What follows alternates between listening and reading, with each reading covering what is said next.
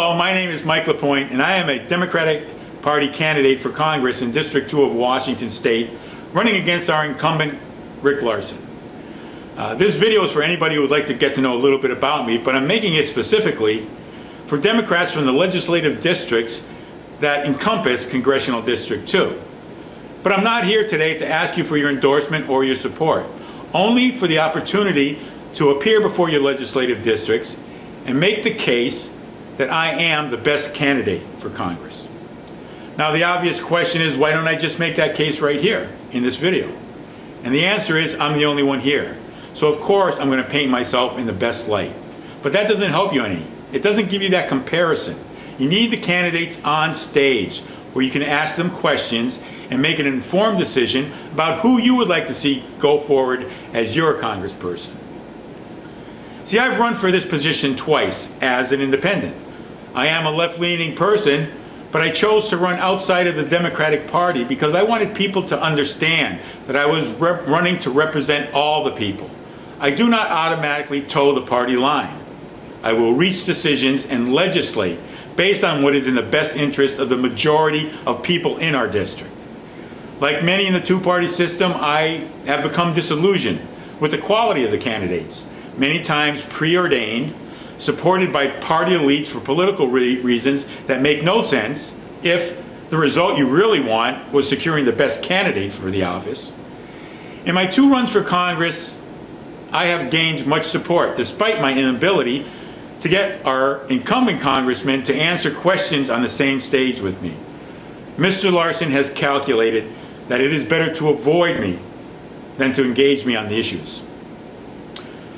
But where I have been allowed to address Democrats about the issues, I have prevented Mr. Larsen's endorsement a number of times. In fact, while Mr. Larsen refused to meet with me before the San Juan Democrats in 2014, not even choosing to send a representative, I secured the San Juan Democrats' endorsement 50-0, running as an independent. I cannot compete with Mr. Larsen's corporate-backed donors. I do not have sway over the party elites, and in the end, Mr. Larsen cannot be forced to meet me before the primary vote is taken. But on the issues that matter to people, I am on the side of the people. I am in it to win it and then do the job to the best of my ability. I will follow through on what I say, and my positions will always be clear, the progress I make will be substantial, and the votes I take will be decided by what is in the best interest of the majority. To the Democratic legislative districts that have already endorsed Mr. Larsen, I ask you to reconsider. Of those who have not yet endorsed a candidate, you will be receiving my endorsement form. I ask that you allow a full discussion, followed by questions at your endorsement meetings between Mr. Larsen and me. I suspect he will say no once again, and that should be considered in your decision of who to endorse. Twice now I have paid the filing fee of $1,740 out of my own pocket to represent people. Mr. Larsen has paid his filing fee with corporate donations. I am hardly a wealthy man, and it should be clear I want to represent the people. If you are not convinced, allow me to convince you. I am a true progressive who did not leave the Democratic Party to run as an independent. The party left me. The party has left us. Many of my supporters have urged me to run as a Democrat, and I have acquiesced to their request. I am running not to come back to the party, but to give the party the opportunity to come back to us. We are in desperate need of a level playing field in these elections. We need to weed out corporate money, political corruption, and galvanize support for the party by showing it is run by the people, not by a few with their own agenda.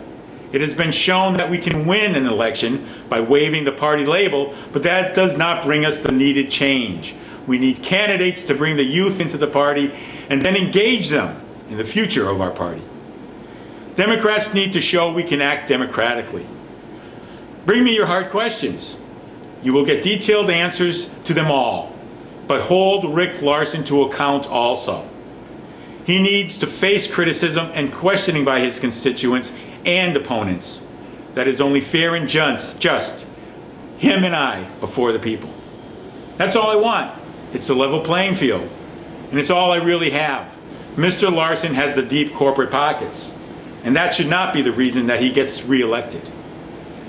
Thank you, and I look forward to answering all of your questions. I sincerely hope I am not the only candidate for the office available that day to answer those questions.